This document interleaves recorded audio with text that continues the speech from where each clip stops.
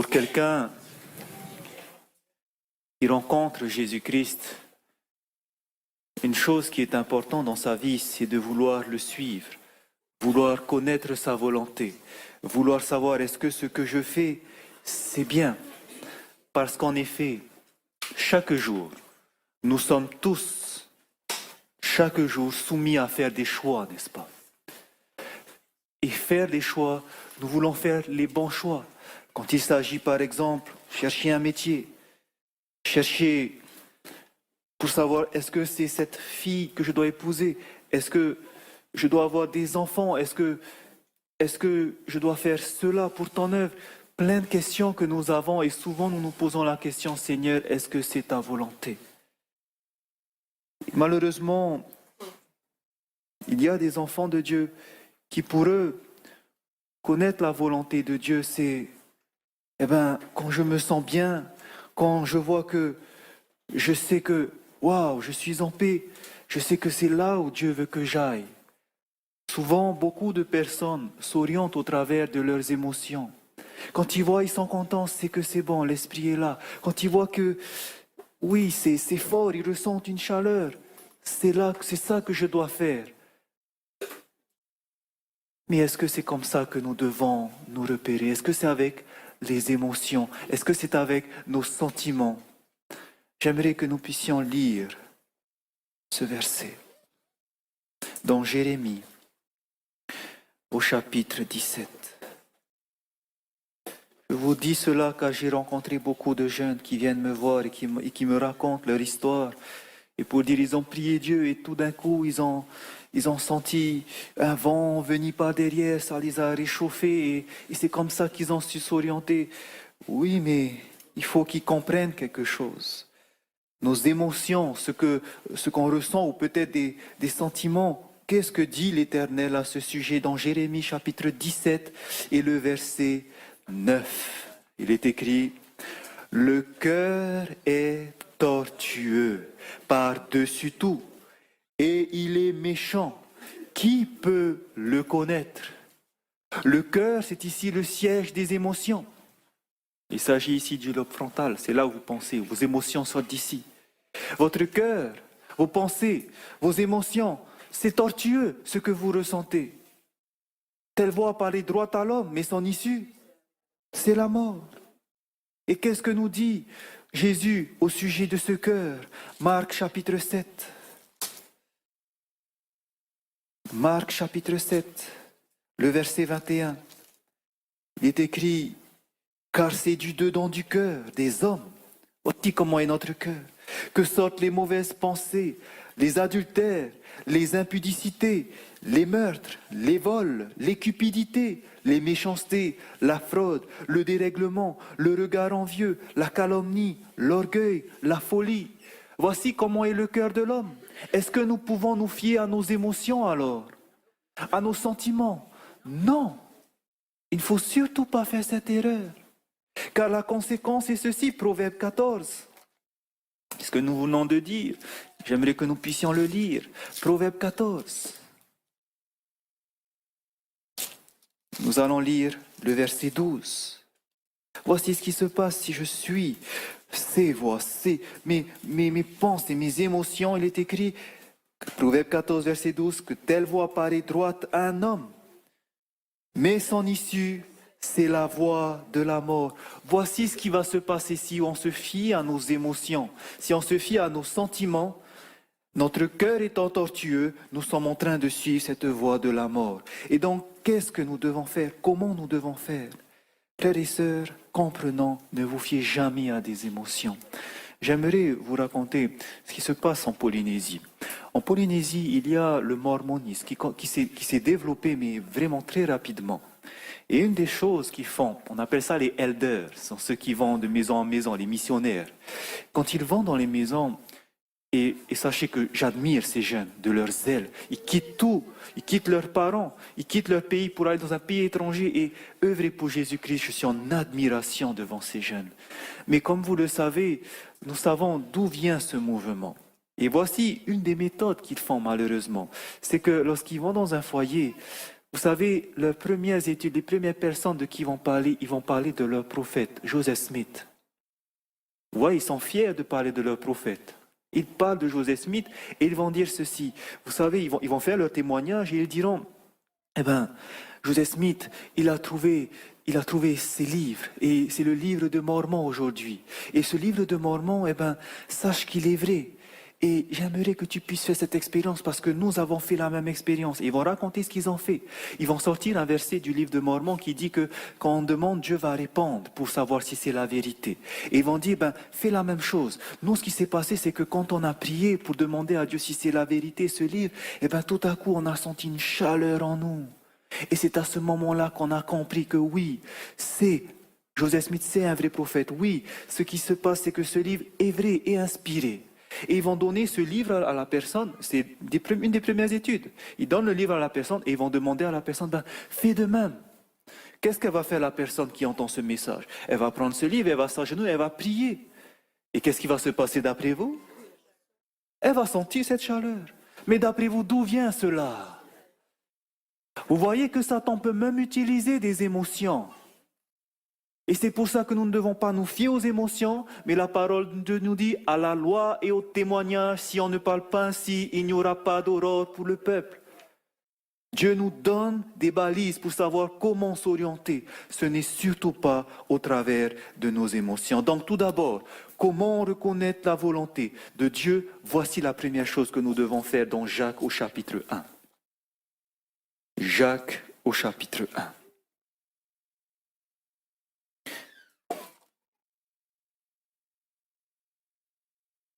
Et nous allons lire le verset 5. Nous avons besoin de connaître sa volonté. Nous avons besoin de savoir qu'est-ce qu'il veut. Voici ce qu'il nous dit dans Jacques chapitre 1, verset 5. Il est écrit, « Si quelqu'un d'entre vous manque de sagesse ». Est-ce que ce n'est pas ce qu'on a besoin quand on veut connaître la volonté de Dieu? Si, c'est ce que nous avons besoin. Et il nous dit, si quelqu'un d'entre vous manque de sagesse, qu'il la demande à Dieu, qui donne à tous simplement et sans reproche, et elle lui sera donnée. La première chose qu'il faut faire, c'est de demander à Dieu. C'est-à-dire, nous allons prier le Seigneur pour demander, Seigneur, montre-moi quelle est ta volonté. Et comme nous allons demander à Dieu pour connaître sa volonté, pour avoir cette sagesse, lorsque nous prions, qu'est-ce qu'il faut s'assurer? Que notre prière soit entendue. Vous vous souvenez? Et Dieu est prêt à entendre nos prières, mais il y a quelque chose qui fait qu'il n'entend pas nos prières. C'est nos péchés. Et nous avons vu que si nous péchons et que nous prions, celui qui détourne l'oreille pour ne pas écouter la loi, sa prière même est une abomination. Si nous vivons dans le péché, si nous transgressons un commandement de Dieu, notre prière est une abomination aux yeux de Dieu. Il ne peut le réaliser. C'est ce que nous avons lu dans Psaume 66, 18 et Proverbe 28, verset 9. Donc, Dieu veut répondre, mais il ne peut pas si nous ne sommes pas dans les conditions. Nous avons vu donc qu'il nous faut nous confesser et Dieu sera prêt à nous pardonner. 1 Jean 1, verset 9. Mais nous avons vu aussi pour qu'il nous pardonne, il faut que nous pardonnons aux hommes. Vous vous souvenez? Matthieu 6, 14. Si nous pardonnons aux hommes, Dieu aussi va nous pardonner nos péchés.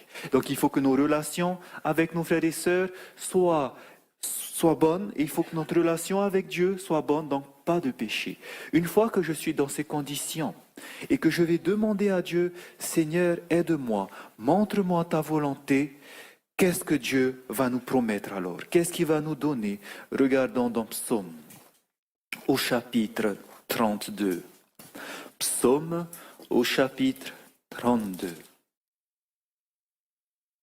Psaume 32.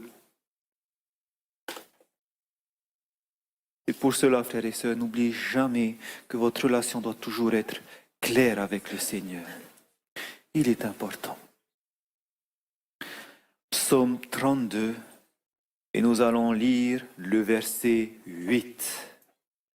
Il est écrit, « Je t'instruirai et te montrerai la voie que tu dois suivre. je te conseillerai, j'aurai le regard sur toi. Voici une promesse que Dieu nous donne. Si nous lui demandons, que nous avons tout confessé, Dieu nous promet de nous instruire, de nous montrer sa voie. Et regardez combien de fois il va le faire dans Ésaïe 58. Ésaïe 58. Dieu va nous diriger, Dieu va nous guider. Ésaïe chapitre 58 va nous dire combien de fois Dieu va le faire. Ésaïe 58, et nous lisons le verset 11. Ésaïe 58, 11, il est écrit « L'Éternel sera toujours ton guide. » Il sera combien de fois notre guide? Combien de fois il va nous diriger?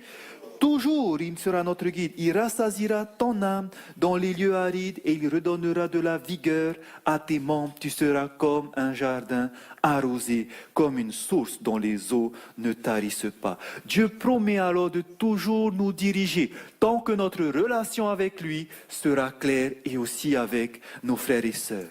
Si nous demandons, Dieu va nous diriger. Pourquoi c'est important? Parce que comme nous l'avons vu hier, qui rôde dans les parages? Apocalypse 12. L'ennemi. Et regardez ce que nous dit la parole de Dieu concernant l'ennemi.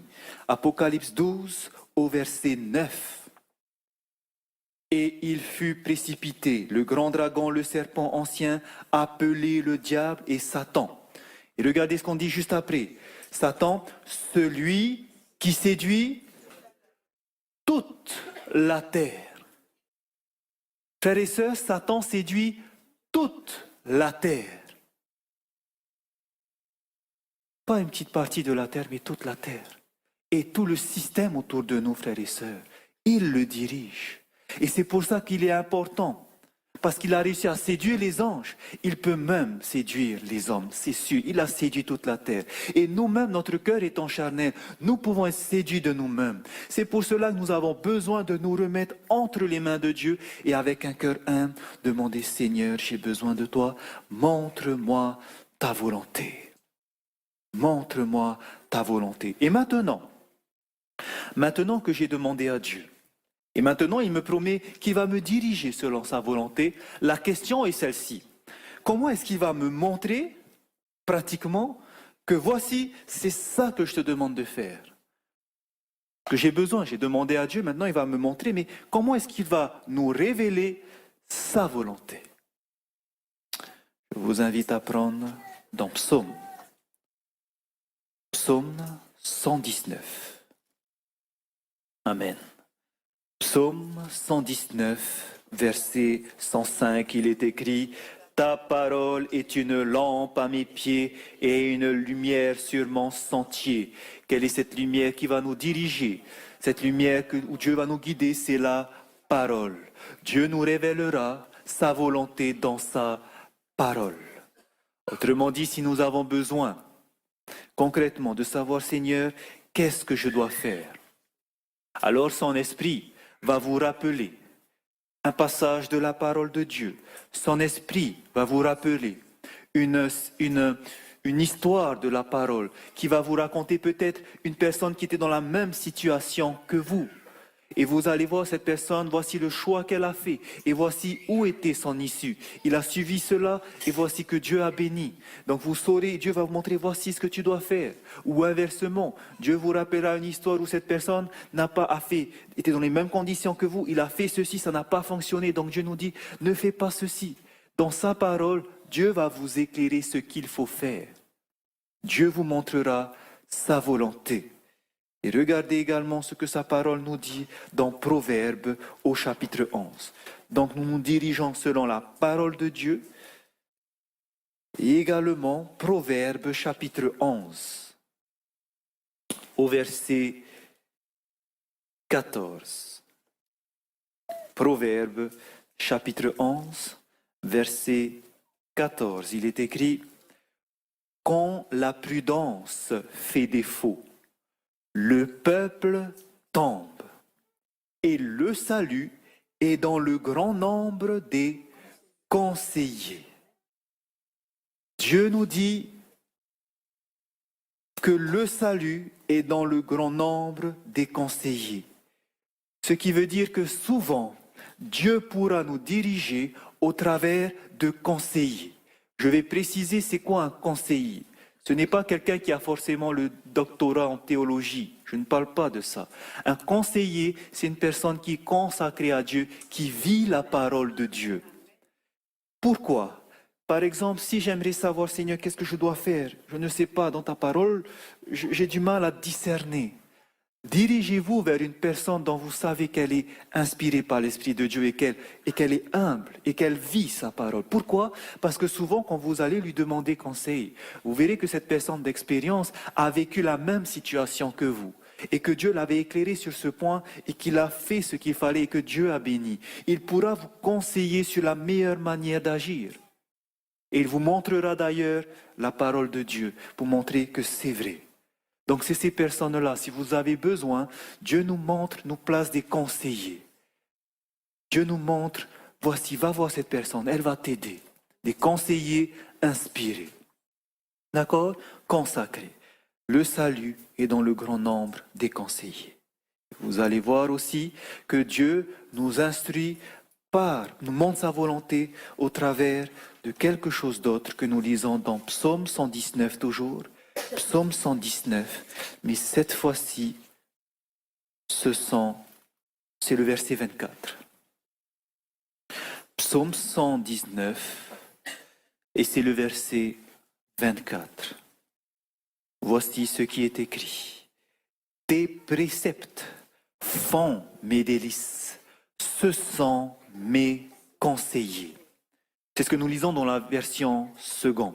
Mais lorsque vous prenez le mot hébreu pour le mot précepte, c'est le mot Eda qui signifie témoignage. Dieu nous dit, tes témoignages font mes délices, tes témoignages sont mes conseillers. C'est quoi les témoignages ? Quand Dieu dit à la loi et aux témoignages, ce sont les témoignages des prophètes. Les témoignages des prophètes, ce que Dieu dit au travers des prophètes. Et nous savons qu'à la fin des temps, l'Église du reste, il garde les commandements de Dieu et le témoignage de Jésus, qui selon Apocalypse 19, verset 10, est l'esprit de la prophétie. Le témoignage de Jésus, c'est l'esprit de prophétie aujourd'hui en cette fin des temps. Pour comprendre la volonté de Dieu, Dieu nous dit, mes témoignages sont aussi mes conseillers. Il vous révélera ma volonté. Et je loue le Seigneur, car au travers de sa servante, Ellen White, il a permis qu'elle écrive plusieurs lettres. Et dans ces lettres, elle parle des situations de différentes personnes, de frères, de sœurs en Christ, qui malheureusement ont fait des mauvais choix. Et donc elle est en train de conseiller ces personnes. Dans différentes situations, elle donnait les conseils qu'il fallait. Et dans ces lettres, nous pouvons retrouver qu'est-ce que nous devons faire pour telle ou telle situation. Voici vraiment quelque chose de précieux que vous pouvez avoir, les témoignages de Jésus. Ça nous aide. Et vous avez vu comment l'utiliser, vous téléchargez l'application et vous pouvez taper ce que vous recherchez et Dieu vous montrera comment faire. C'est une façon très puissante pour vous diriger. Autre chose, comment encore Dieu nous montre sa volonté. Eh bien, lorsque nous prenons les témoignages, les écrits d'Ellen White, elle nous donnera également autre chose. Elle nous dit ceci dans Testimonies for the Church, volume 5, à la page 512. C'est en anglais. Traduit de l'anglais, voici ce qu'elle nous dit. Il y a 3 façons dont le Seigneur nous révèle sa volonté. Dieu nous révèle sa volonté dans sa parole, les saintes écritures. Également, il nous dit, sa voix est également révélée dans sa providence. Bien sûr, la parole, nous avons vu, Dieu nous montre sa parole, il nous montre sa volonté, mais elle nous dit qu'il nous montre également sa volonté dans sa providence. Nous savons ce que c'est que la providence, n'est-ce pas? La providence, c'est l'inverse du hasard. Le monde va dire, c'est le hasard qui a fait ça. Mais nous savons qu'il n'y a pas de hasard, car c'est Dieu qui dirige toutes choses. Il a dirigé l'histoire jusqu'à maintenant, et Dieu, par sa providence, dirige aussi nos vies.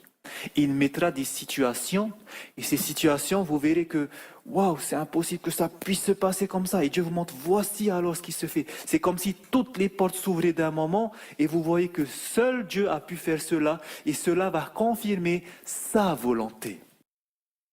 Autre chose que l'esprit de prophétie nous dit, il y a la parole de Dieu, il y a sa providence, et elle termine la citation en disant « une autre façon dont la voix de Dieu est entendue. C'est au travers des appels du Saint-Esprit qui fait des impressions sur le cœur. » Alors j'aimerais que nous comprenions c'est quoi ces appels du Saint-Esprit qui fait des impressions sur le cœur. Ce n'est pas cette chaleur dont je vous disais. Ça, c'est une émotion, un sentiment. Les appels du Saint-Esprit qui fait impression sur le cœur, c'est quand le Saint-Esprit vous montre quelque chose et vous dit « c'est ça que tu dois faire, c'est ça que tu dois faire ». Ceux qui, par exemple, sont moniteurs à l'école du sabbat, il y en a ici, des moniteurs de l'école du sabbat. Voilà, sûrement, souvent, vous avez vu ça, ou sinon des prédicateurs, ceux qui font des sermons. Souvent, vous avez ces impressions. Quand vous partagez, par exemple, dans la classe de l'école du sabbat, et voici que tout d'un coup, il y a l'Esprit qui vous dit, il faut que tu parles de cette chose-là, même si ça n'a rien à voir avec le sujet, et vous parlez de ces choses, et voilà que à la fin, une personne va venir de votre classe et vous dit, waouh, mon frère, ma soeur, quand tu as parlé de ça, j'ai eu ma réponse, j'ai eu la réponse, alors que vous n'avez pas prévu. Ça, ce sont les impressions du Saint-Esprit. Vous voyez, Dieu vous dit, il faut que tu dises ça, il faut que tu dises ça. Et Dieu nous montre sa volonté aussi au travers de ces impressions. Il nous presse, on entend cette voix qui dit, parle de ça à ce moment, parle de ça. Et je remercie, donc voici, frères et sœurs, comment est-ce que Dieu nous inculque au travers de sa parole, ses conseillers, ses témoignages, sa providence, mais aussi les impressions de l'Esprit Saint. Et c'est comme ça que l'Esprit aussi a beaucoup parlé à d'autres personnes. Comment est-ce que l'Esprit dirige? Frères et sœurs, j'aimerais vous dire quelque chose. Vous savez, lorsque j'ai commencé à marcher avec Dieu, Dieu m'a appris tellement de choses et Dieu m'a impressionné plusieurs fois sur des sujets à étudier, sur des sujets à rechercher. Par exemple, un matin, il y a des sujets jamais étudiés et c'était un matin dans la nuit. Il était 3 heures et j'entends cette voix, ça me réveille. C'est comme si Dieu me disait, va lire la parole ce matin, lève-toi tôt, va. Il était 3 heures du matin et je vais dans la cuisine, je prends ma Bible et Dieu est en train de m'imprégner sur quelque chose. Étudie les fêtes. Vous vous souvenez des fêtes d'Israël? Ce sujet-là, frères et sœurs, que j'avais jamais étudié. En 2 heures, Dieu m'a donné tout d'un coup, toutes ces réponses. Tout est venu comme ça. Et en 2 heures, Dieu m'a montré des choses incroyables. Toutes ces choses concernant les 7 fêtes, leur application, le jubilé, l'année sabbatique. Il m'a montré tout ça en 2 heures. Il m'a impressionné alors que je n'avais jamais étudié. Et plus tard, je vois que d'autres personnes parlent de la même chose. Je dis, merci Seigneur. Merci Seigneur. Par exemple, une autre chose. C'était quand j'étais avec mon épouse, on était dans la salle de bain, on discutait. Et à ce moment-là, pendant la discussion, je parlais du jugement. Et tout d'un coup, une lumière vient et une impression me vient pour me mettre tout en place. Voilà comment ça va se passer. Et là, j'étais impressionné. Je dis, waouh, Seigneur, c'est magnifique. Et ce même moment, qu'est-ce que je fais? Eh bien, j'ai gardé ça en moi. Une fois qu'on a tout terminé, nous sommes baignés tout, et j'ai mis cela sur papier. Dieu m'a aidé à chercher. C'était ce fameux sujet sur le scellement. Et Dieu m'a imprégné sur ces choses. Et j'ai vu que les mêmes choses qui m'ont imprégné, plus tard, une autre personne, s'appelle Moses Mason, et Jeremiah Davis, pour ceux qui connaissent, parlent de la même chose. C'est à ce moment-là que je les ai découverts. Je dis, waouh, ce qu'ils prêchent, c'est magnifique. Et ils parlaient de la même chose que Dieu m'a montré. Et j'ai dit, Seigneur, merci, gloire à toi. C'est des choses que Dieu vous imprègne. Et vous voyez que plus loin, dans un autre pays, les mêmes personnes parlent du même sujet que Dieu vous a imprégné. Et je vois que c'est vraiment son esprit qui est en train de diriger les choses. Même dans une petite île perdue dans le Pacifique, Dieu peut parler à des personnes. Et c'est comme ça qu'il a fait au temps de la Réforme, frères et sœurs. Le message du salut par la grâce, il a donné à Martin Luther. Et d'autres l'ont trouvé, Calvin, Wesley. Ils ne se sont jamais rencontrés et pourtant ils avaient le même message. Et c'est comme ça que Dieu va prévenir les enfants à la fin des temps. Malgré que ces enfants sont en train de dormir, malgré qu'ils ne reçoivent pas la nourriture qu'il faut, mais Dieu est en train de susciter des personnes dans le monde pour pouvoir sauver son peuple et les préparer. C'est pour ça que je loue le Seigneur. Je loue le Seigneur pour ce qu'il fait. Je loue le Seigneur, je lui rends gloire. Voici comment l'Esprit nous dirige, comment le Seigneur va nous montrer sa volonté. Et utilisez-le chaque jour. Et vous voulez connaître la volonté de Dieu, regardez dans la parole, priez le Seigneur. Seigneur, montre-moi ta volonté. Souvent, il va vous emmener dans la parole. Vous allez commencer à faire des recherches dans l'esprit de prophétie. Il vous montrera. Lorsque vous allez rencontrer quelqu'un, il va vous confirmer ce que vous voulez faire. Il va vous montrer par sa providence que c'est cela et les impressions de l'Esprit Saint. Donc voici comment Dieu nous dirige, nous révèle sa volonté. Et maintenant, j'aimerais également vous laisser cette dernière chose, qui est quelque chose de pratique pour moi. Parce que maintenant que nous voulons faire sa volonté, il est important aussi qu'on puisse chaque jour, pas seulement faire sa volonté, mais aussi être dirigé en tout temps par l'Esprit Saint. Et cela, frères et sœurs, on peut savoir qu'on est dirigé par le Saint-Esprit. Et c'est ce que j'aimerais vous apprendre, parce que c'est la volonté de chacun, n'est-ce pas? Marcher par l'Esprit. Et comment est-ce que nous pouvons savoir que nous marchons par l'Esprit et que ce n'est pas la chair qui nous dirige? Comment savoir si je suis dirigé par le Saint-Esprit? Premièrement, regardez dans Actes au chapitre 5. Comment savoir que le Seigneur me dirige par son Esprit Saint?